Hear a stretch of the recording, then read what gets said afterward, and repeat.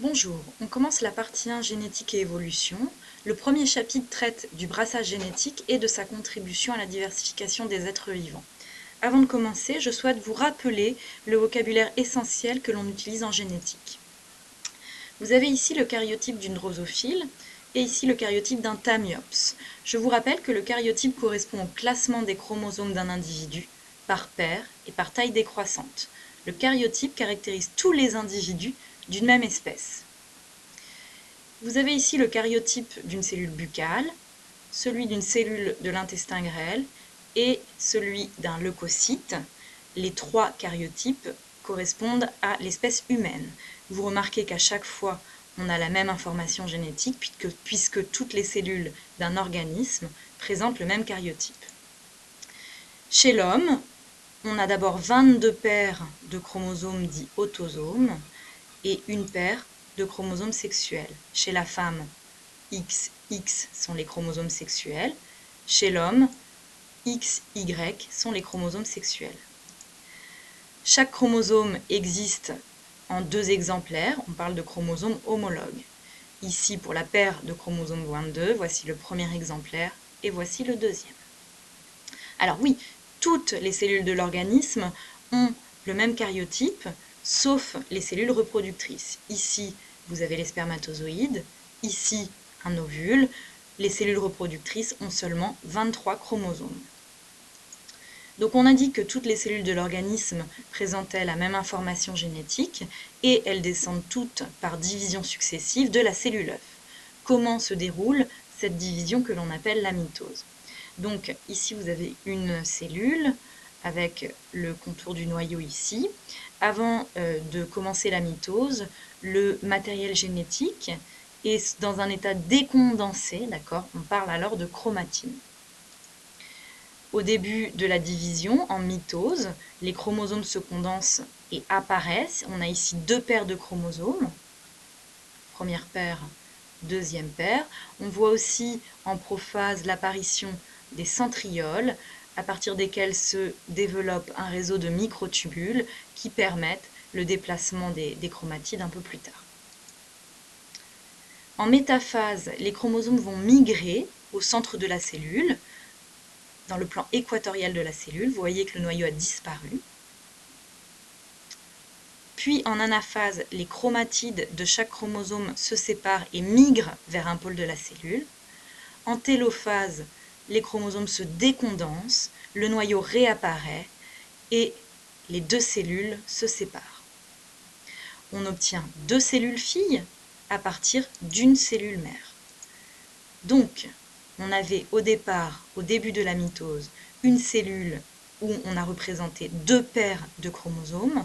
À la fin de la mitose, on a 2 cellules filles qui ont toujours 2 paires de chromosomes, sauf la seule différence, c'est que les chromosomes n'ont plus qu'une chromatide.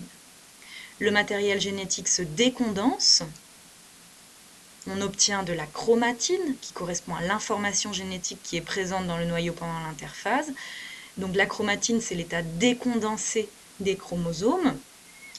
L'ADN, sous cet état décondensé, va pouvoir être dupliqué, d'accord, de manière à ce que la cellule récupère des chromosomes à 2 chromatides et puisse entrer de nouveau en mitose. Quelques définitions pour terminer. Un gène, ça correspond à une portion d'ADN qui occupe une position spécifique sur un chromosome. Ce gène existe sous différentes versions que l'on appelle les allèles. Par exemple, pour les groupes sanguins, le gène des groupes sanguins, il y a 3 allèles, l'allèle A, l'allèle B et l'allèle O. Le gène est responsable de l'expression d'un caractère héréditaire. Chaque gène contient une information génétique qui est nécessaire à la fabrication d'une protéine. Et ce caractère héréditaire, il présente des variations individuelles. Voyons un exemple. Pour un gène donné, on a 2 allèles possibles. L'allèle A+, qui est dit l'allèle sauvage, qui est celui qui est le plus répandu dans la nature, et l'allèle A. Plusieurs combinaisons d'allèles sont possibles. On représente la paire de chromosomes qui nous intéresse. On voit nos chromosomes ici sont bien à 2 chromatides. Et évidemment, l'information est toujours la même sur les 2 chromatides. puisque ça correspond à la duplication de l'ADN pendant l'interphase, le doublement des chromatides. Donc, premier cas possible, on a 2 fois l'allèle A+, sur nos chromosomes. D'accord ? Donc le génotype s'écrit toujours entre parenthèses, 2 fois l'allèle A+, ça s'écrit sous la forme d'une fraction, A+, sur A+, une double fraction, les 2 traits de la fraction représentant les 2 chromosomes. Donc on est dans un cas d'homozygosie, le phénotype s'écrit entre crochets A+. Deuxième cas d'homozygosie possible, cette fois au niveau du locus qui nous intéresse, on a 2 fois l'allèle A. Le génotype s'écrit A sur A et le phénotype entre parenthèses A.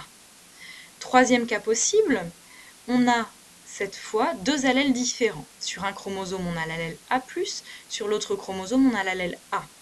Le génotype s'écrit A+, double fraction, sur A, entre parenthèses. Ça pourrait être le contraire, on pourrait très bien écrire A sur A+.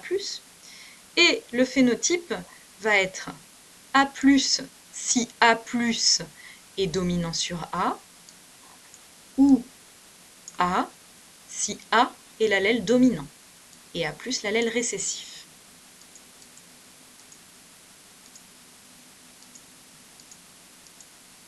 Donc le génotype correspond à tous les allèles présents dans un organisme. Chaque individu a un génotype unique, sauf les vrais jumeaux.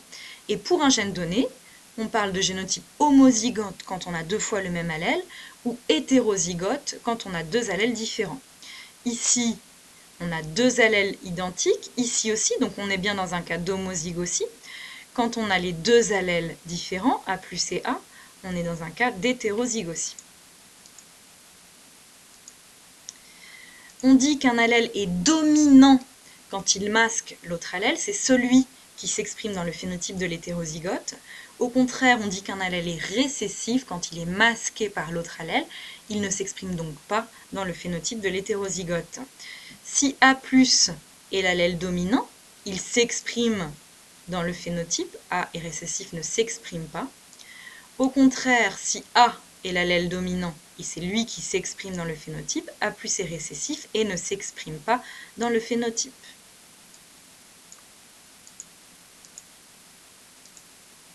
Le phénotype, ça correspond à l'ensemble des caractères d'un individu.